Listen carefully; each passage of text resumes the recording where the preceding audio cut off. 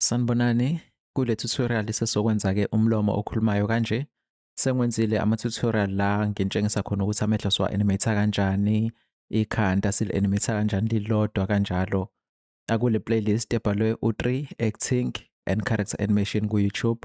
Iwona la kusukela nje kunumber 6 kuya phambili, iwona lawo. And then njengamanje-ke sesizodila nomlomo kuphela-ke. So i-animation le yamehlo nani ngeke ngiyiqale phansi because izothatha isikhathi eside, but ubuke lana upractice ukwenza and then-ke mhlampe kuzoba lulana ukuthi uwenze la yabo. Maybe-ke senganitshengisa nje kancane ukuthi i-animation yakhona ngiyenze kanjani yabo, but angizukuhlala kakhulu kuyona cause ngifuna sizokwenza le. Ngifakele i-reference yami nansi ngala ngikhuluma. Le video lena ngizonisharela yona. So ku-description ye-video ku-YouTube ngizofaka i-link ezoniletha la nizodownloada le video le ebhalwe u-reference 2.mp4. Ngizoklikha lana nje ubuse uthi uyi-downloadele kwikhompyutha yakho, iyona esoyisebenzisa-ke ukwenza i-animation yabo. The reason why ngishare le engiyenzile it's because mhlampe owakho umlomo uzomuva ngenye indlela mhlampe ongeke uyi-understand kahle bese ustakha yabo. So ngcono siqale lana masuqedile-ke bese uya-recordele yakho i-voice usho eyakho into bese uya-animate-ke yabo. Ngifuna ukutshengisa i-animation ekhanda ukuthi ngiyenze kanjani. Mesibuka i-reference ngala ngifike ngikhulume ngibheke ngala and then la around frame 10-11 ikhanda ngiliphamise lize la phezulu, ngikhulume and then ku frame 47 ngiphinde ngiphamise ikhanda ngikhulume and then frame 80 bese ngiza phambili and then bese ngilishonisa phansi kanje. So nginale animation le. Okay, so nangalana kwi-character yami ngenze like the very same thing. Fihla la kancane nginyusile ngathi i-moving hold leyana yabo ukuthi lingami nje still izinto engifuna ukuzenza, and then frame 80 linyuke ligcine 28. So frame 8 liya ku-28 liyaphakama manje just like phame reference, but then-ke before liphakame frame 8, 9, 10, 11 ngilishonisa phansi kancane yabo. Le control kusho ukuthi lishona phansi. Mhlampe silibuka on the side, qale ngilishonise phansi bese liyaphakama liya phezulu. Mase liphakeme la phezulu bese ngilidlulisa la okumele lime khona yabo. Le curve le lidlula kancane bese libuya lime la okumele lize khona kanjalo yabo. So liya phansi lidonsa energy bese liyaphakama and then bese liyabuya-ke lizohlala kanje. So mangithi play yabo khona lokhu bounce yaphansi liye phezulu ngathi liyo bounce liyadlula lithi bese liyabuya futhi. And then lana-ke alinyakazi.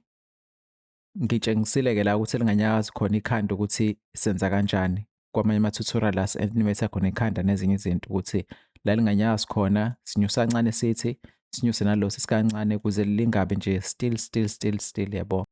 And then bese kuthi la ku frame 50 linyuke lize ku frame 65, but instead ukuthi linyuke straight liye phezulu ngiqale ngalisa phansi to 53 and then lase lenyuka-ke. So kuzoba ngathi liya phansi lande energy bese liyaphakama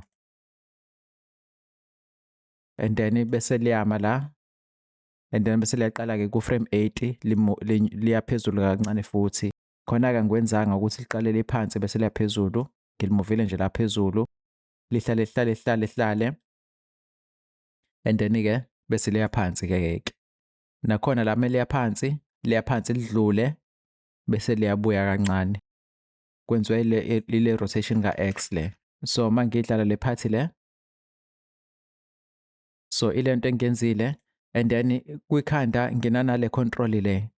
So each and every time mele yaphansi kanje ngiyayiphusha nayo phambili. So ngenkathi ngiphushe phambili yabo ukuthi isquash amehlo la kancane iba naleya impacts leya ayasquasheka amehlo nama-eyebrows, and then mase liya phezulu futhi nayo ngiyihlehlise emuva. So if ubuka le control mase le emuva nayo iya-rotate emuva bese ibuya izohlala nayo kanje, ihambisana nje kanye ne-control yekhanda.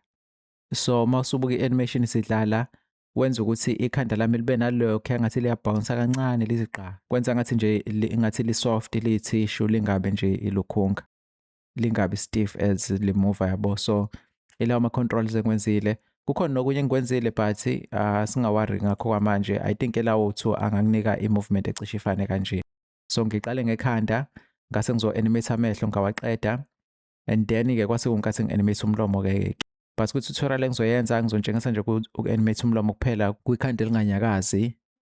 Usungazenzela kuyi-practice ikhanda. So le character siyisebenzisayo uma iphelele ikanje, inezandla nenyawo, but the reason why sasala nekhanda kuphela is because ngangifuna si-focus ekhandeni singaphazanyiswa umzimba yabo, cause if sesikubhanqa konke kanye kanye kuzo-confuse yabo. Ku-YouTube-ke ku-tutorial number 6 under acting and character animation, kule playlist le ila engangitshengisa khona ukuthi sisusa kanjani zonke lezi zinto sisale nekhanda. Ngase ngitshengisa futhi ukuthi lana-ke sobe sesave ifile eceleni esobe sisebenzise for umlomo yabo. So uma ukuthi ujampile straight wonke lama tutorial uzokwenza le, so uzoqala khona-ke ubuke ukuthi siyenze kanjani la ukuthi sisale nekhanda kuphela, and then bese siyaqhubeka-ke senza ulukhungu umlomo okhulumayo-ke khona-ke.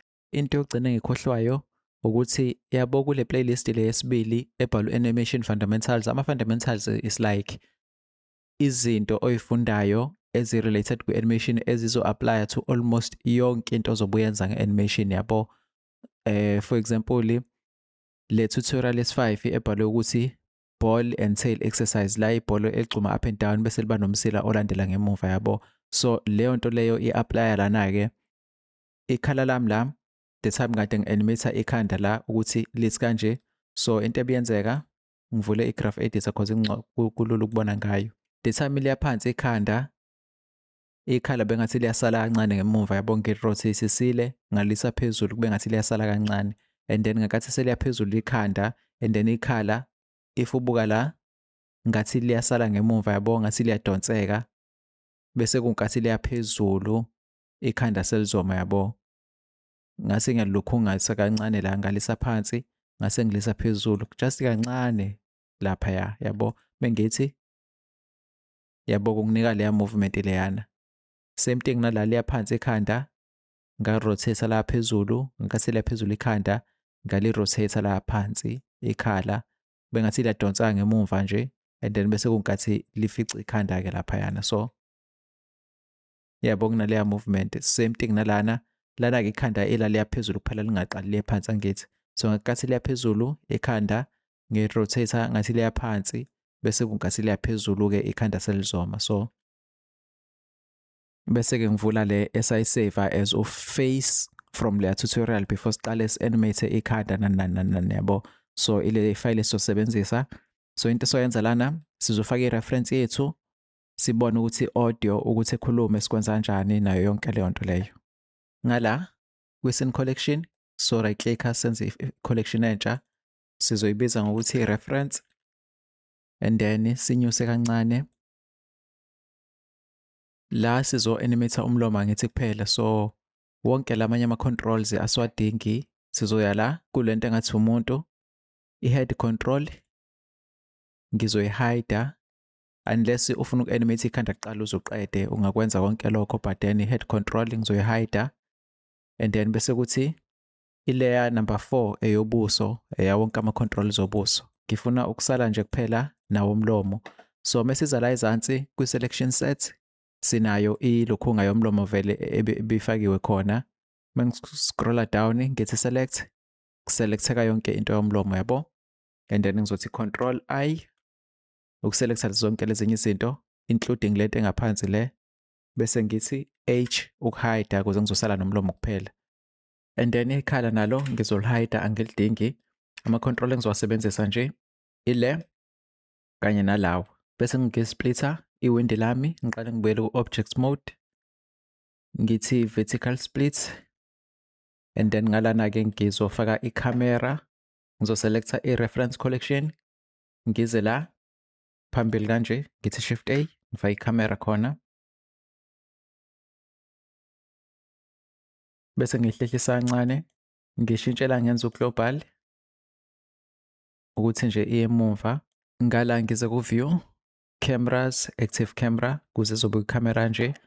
Kukwena ukuthi umshiya ekanje or else umenza abe u-1080 by 1920 ukuthi eme kanje, and then-ke ngala ngizoza ku-view, viewpoint, top view. Ngihlehlisa ikhamera yami ngiyiframe kahle. La ku-Y ngizofaka u-0, u-Z i-low rotate kanjena u-6 and then bese kuthi u-X ilona ngizowubeka ku-90 and then-ke bese nginyusa ikhamera yami yaphezulu kancane nje. Ngiframe kahle ukuthi ikhanda livele lonke lapha kanjeyana. Yeah. Bese ngiya ku-internet kule link enginike yona, uthi right click. Uklikhe la bese uthi download. Bese udownloadela kwikhompyutha yakho-ke. Senginawo vele mina ngidinga uyi-downloada. And then mase uyi-downloadile-ke usuzoyifaka lana-ke. So ngala angiyidingi camera ngizoyiselecta ngipress u-H ukuyi-hide. Ngize phambili kanje. Ngiselect ubuso lobu ngithi view frame selected kuze buzoba phana nendawo. Bese ngiyahlehla kancane zoom out and then bese ngidonsa i-reference yami-ke. Ngizoyifaka la, ngizoyibeka nje la eceleni. Bese ngiyiscale down. And then bese ngiyehlisa just nje ukuthi ikhanda libe seduze nalo cause ilokhu ngizoyisebenzisa kakhulu ilomlomo then lo yabo lona awuqondene exactly naloyana but uyasebenza nawo at some point. And then bese ngiyisa eceleni ngipress u-N ngizolungisa la ku X rotation ngizofaka u-90 kulaba ku-Y no Z ngifake u-0 kubo bowu-2 press u-N and then bese ngiyayihlehlisa la ingaqondana nekhanda just ibe ngemuva kancane laphaya. Ngiseceleni scale up kancane mengifuna ukuthi ibe kanjeyana laphaya. And then bese ngithi file save as uface angithi lelo khunga le file le or whichever igama oname ngalo but uzoshare ispace between u.blend kanye negama lelo khunga yakho ushiya ispace bese ufaka u2. So kumina uface space 2.blend bese uthi save as space face space 2.blend bese uthi save as bese uyasave-ke kanje. And then-ke siyazi ukuthi i-reference yethu masiyifaka idlala ama-frames a-100 kuphela ibisiyama ngithi medlula ku-100 isimila isaqhubeki. So ngizoklikha la kwi-image ngi-extend lama-frames la ngingawabeka ngisho ku-2000 anginankinga bese ngi-extenda mhlampe ngiyibeke ku-300 bese ngibuka ukuthi i-animation yami igcina idlalephi.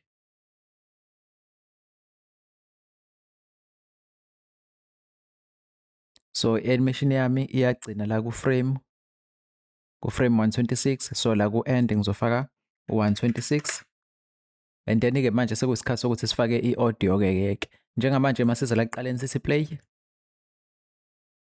asiyezwa i-audio yethu yabo. And enye into i-reference yethu mouse right click i-frame rate yethu kuze ingezukuphambana yabo. I-frame rate la u-30 frames per second and make sure ku-blender ukuthi into efanayo ushintshe lana ufake u-30 frames per second and then double check futhi ukuthi i-animation yakho isagcina la kumele igcine khona yini.